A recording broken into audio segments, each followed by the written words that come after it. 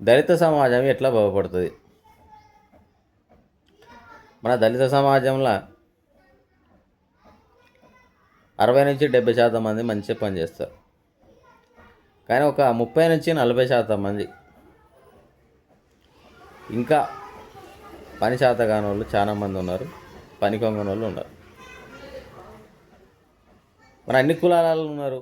మరి మన కులంలోనే ఉన్నారా అంటే అన్ని కులాలలో ఉన్నారు. అన్ని కులాల కంటే మన కులంలో ఉండడం అనేది యొక్క దౌర్భాగ్య విషయం. ఎందుకంటే వేరే కులంలో ఉన్నవానికి ఇంత భూమి అని ఉంటుంది, వ్యవసాయం చేసుకుని అన్న బతడు, తాత ముత్తాతలు సంపాదించినటువంటి ఆస్తి అని ఉంటుంది. సో అట్లా అన్న బతడు వాడు. సో మనకేం లేదు కాబట్టి మనం కష్టపడాలి. ఒక్కసారి కనుక అసలు పెరిగేటటువంటి సమాజం అనేది ఎట్లున్నది? ఇప్పుడు తల్లిదండ్రులను చూసినాం అనుకో, తల్లిదండ్రులు వాళ్ళు ఏదో పెద్ద డ్యూటీలు చేసినట్టు ఫీల్ అవుతారు. కూలినాలు చేసి కూడా పిల్లలను సరిగా పట్టించుకోరు. ఆడ చదువుతున్నాడా, స్కూళ్ళల్లో పేరెంట్స్ మీటింగ్ పెడితే పోరు.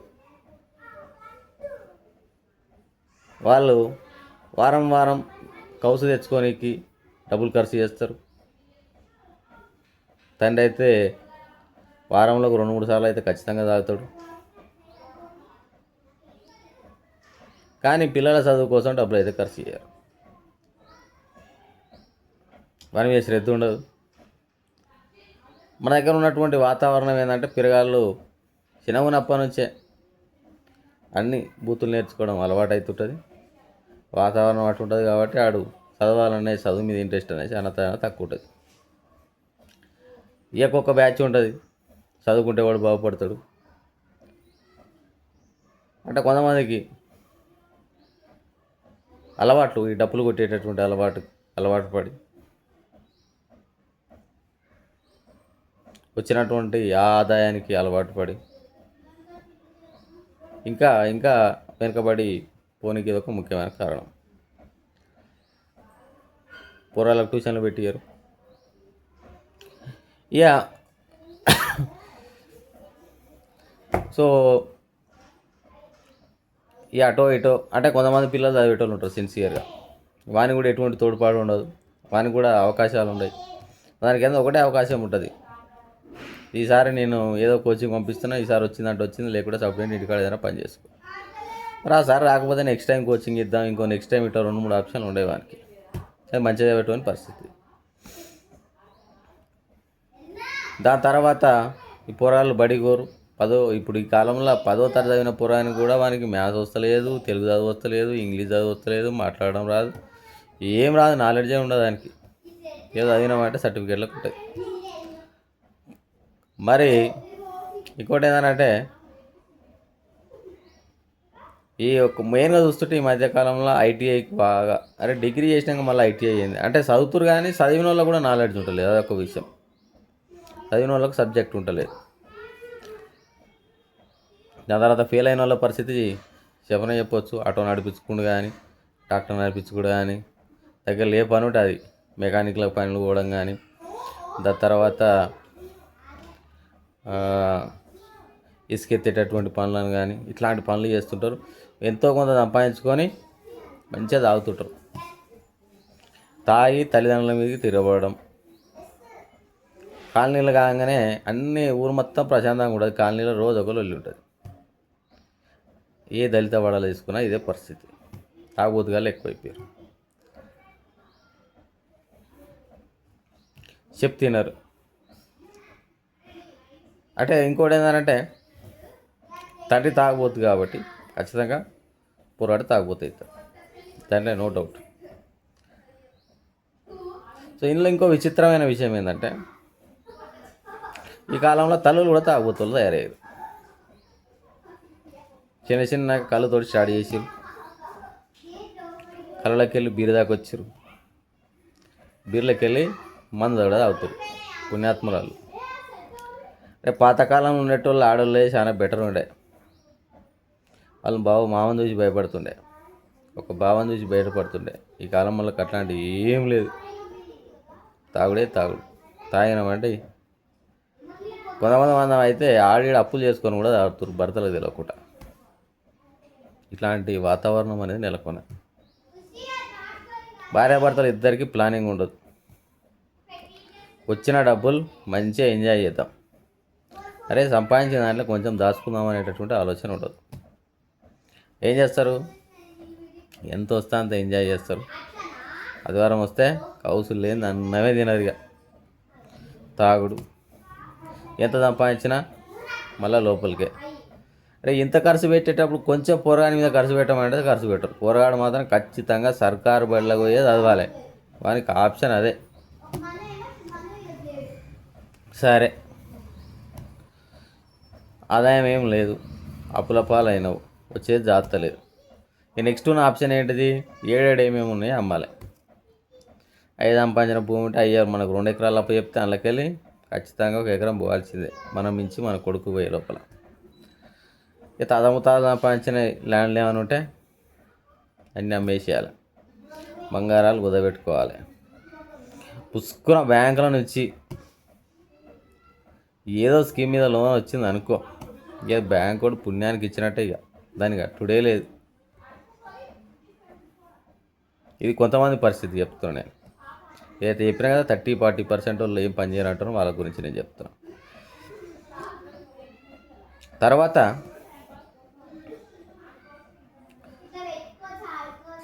డబ్బులు ఏముండదు, ఆదాయం సేవ్ చేసింది ఏముండదు, భవిష్యత్తు గురించి ప్లానింగ్ ఉండదు. తర్వాత ఏం చేస్తాం, మన దగ్గర పైసలన్నీ అయిపోయినాయి, అన్నీ ఎంజాయ్ చేసినాం మంచిగా. బయట అప్పులు తెచ్చుడు ఎట్లా, 3 రూపాయల మిత్తి, 4 రూపాయల మిత్తి, 5 రూపాయల మిత్తి తీసుకొస్తాడు. అట్లా తీసుకొస్తే ఎవరిని లాస్ అవుతాడు, నీ సంసారమే ఆగమవుతుంది. నేను కూడా చెప్పే కాడికి చెప్పి చెప్పి చెప్పి బాగా చెప్పినా కానీ మార్పు వస్తలేదు జనాలలో. మళ్ళీ ఇంకోటి ఏంటంటే ఇందులో ఇంకొక బ్యాచ్ ఉంటుంది, పెద్ద పెద్ద మనుషులంతా. వాళ్ళు కాలనీకి 1 రూపాయి పనికొచ్చే పని చేయరు. ఏడ భూములు ఉన్నాయి అమ్ముదాము, ఏడ జాగాలు ఉన్నాయి అమ్ముదాము అని చూస్తుంటారు. ఇది నేను అంటే దళిత సమాజం మొత్తం గురించి చెప్తున్నాను నేను. రేపు భూములు అమ్మడం, జాగాలు అమ్మడం గొప్ప విషయం కాదు. మనం పాతకాలంలో తాత ముత్తాతలు సంపాదించిన దానికి 1 గుంటనో 1/2 గుంటనో యాడ్ చేయడం అనేది గొప్ప విషయం. ఆ పని చేయాలి మనం. అది కాక ఇంకొక బ్యాచ్ ఉంటుంది, వీళ్ళైతే మరీ డేంజరస్ బ్యాచ్. వీళ్ళంతా ఆయన దగ్గర ఈయన దగ్గర అప్పు తీసుకుంటారు, అప్పు కట్టరు. దాని తర్వాత మాటలు అంటే వీళ్ళే ఈ ఎస్సీ ఎస్టీకి సంబంధించినటువంటి అట్రాసిటీకి సంబంధించినటువంటి చట్టాన్ని దుర్వినియోగం చేసే బ్యాచ్ వీళ్ళు. జర చదువుకున్న వాళ్ళు, అంటే ఈ మిడిమిడి జ్ఞానం అనమాట వీళ్ళకి. అంటే చదువు అనేది పూర్తిగా అబ్బదు, బాగా తెలుగులో లెక్క యాక్ట్ చేస్తారు.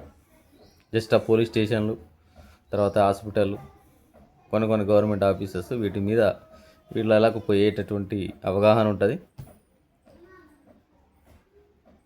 ఎవడంటే కనబడని మీద ఎస్సీ ఎస్టీ చట్టం పెడతా అంటారు, ఆఫీస్ తెలుసు అంటారు, ఈ ఆఫీస్ తెలుస్తూ అంటారు.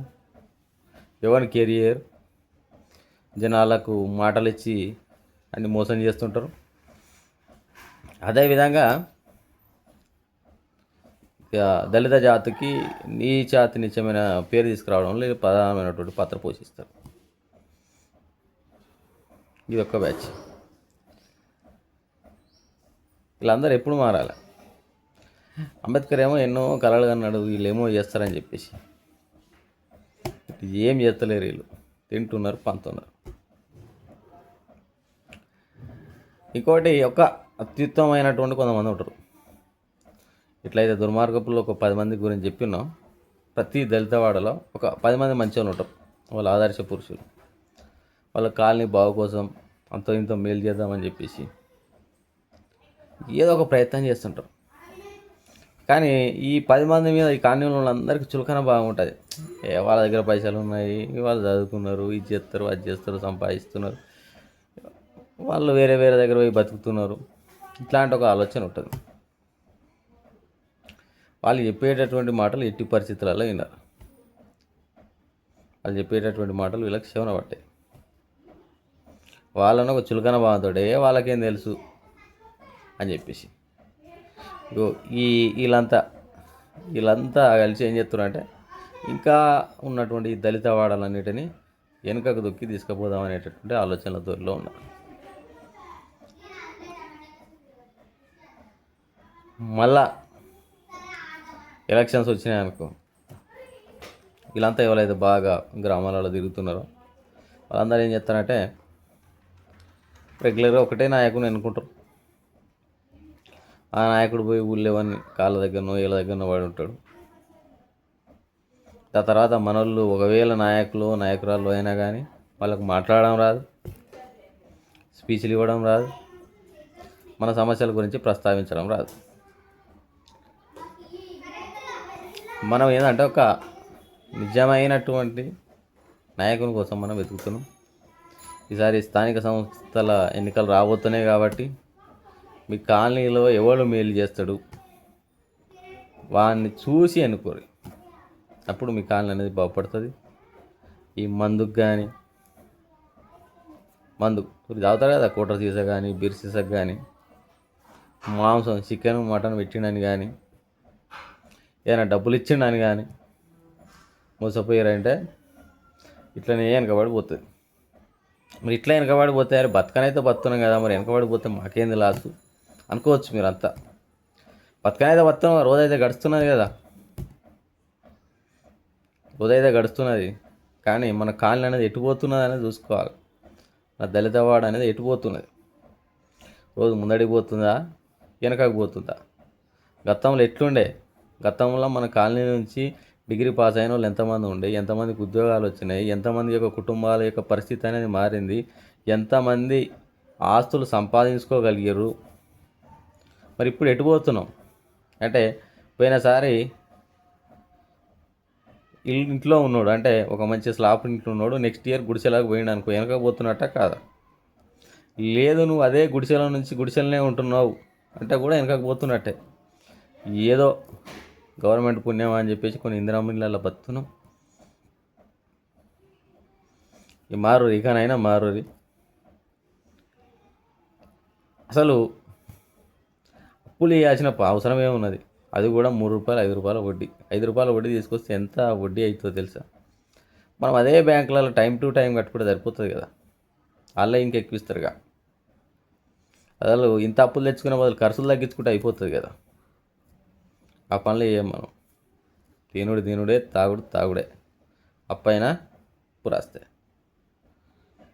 భవిష్యత్తు గురించి అయితే ఆలోచన లేదు. రాను అంటే ఎందుకని ఇవన్నీ చెప్పాల్సి వస్తుంది అంటే కొన్ని కులాలలో ఇలా పొరగాళ్ళు నా కొడుకు అమెరికాకు పోయి సెట్ అవుతాడు, కెనడాకు పోయి సెట్ అవుతాడు, ఆస్ట్రేలియాకు పోయి సెట్ అవుతాడు అనుకుంటారు. వాడు ఒక డాక్టర్ కావాలని చెప్పేసి ఒక నీట్ కోచింగ్ అని ఉంటే దాన్ని 2 సార్లు 3 సార్లు ఇప్పిస్తుంటారు. రాజస్థాన్ కోటాకు పోయి కోచింగ్ తీసుకుంటారు. కలెక్టర్ కావాల్సి వచ్చిన వాళ్ళు ఢిల్లీ పోయి కోచింగ్ తీసుకుంటారు, హైదరాబాద్కి వచ్చి కోచింగ్ తీసుకుంటారు. కానీ మనం ఏమున్నాం, ఇంకా ఊరు దాటి రానే రావద్దు, ఊరు పొలిమర దాటవద్దు, అన్నే బతకాలి, అట్లనే బతకాలి, అదే రొంపిలో బతకాలి. మారకపోతే మనం ఇట్లనే ఉంటాం. నేను ఈ మధ్య చదువుతూ ఉంటుంటే ఐఐటి కాలేజీలలో, ఐఏఎం కాలేజీలలో ఇంకా దళిత ప్రొఫెసర్ల సంఖ్య తక్కువనే ఉన్నది. రిజర్వేషన్ ఉన్నది, బట్ ఆ రిజర్వేషను ఉపయోగించుకోనికి మనుషులు లేరు నాయన. అందుకనే మారూరి, ఈ వీడియో చూస్తున్న వాళ్ళంతా మారూరి. నేను మీకోసం చెప్తున్నా, నేను మారూరి. నేను కూడా ఏమైనా మారాల్సి ఉంటే నేను కూడా మారుతా. మన జాతిని ఉద్ధరించుకుందాం, మనం ఇంకా మెరుగుపడేటటువంటి ప్రయత్నం చేద్దాం. మన దగ్గర ఉన్నటువంటి సోమర్థానం మూడగొట్టుకోవాలి.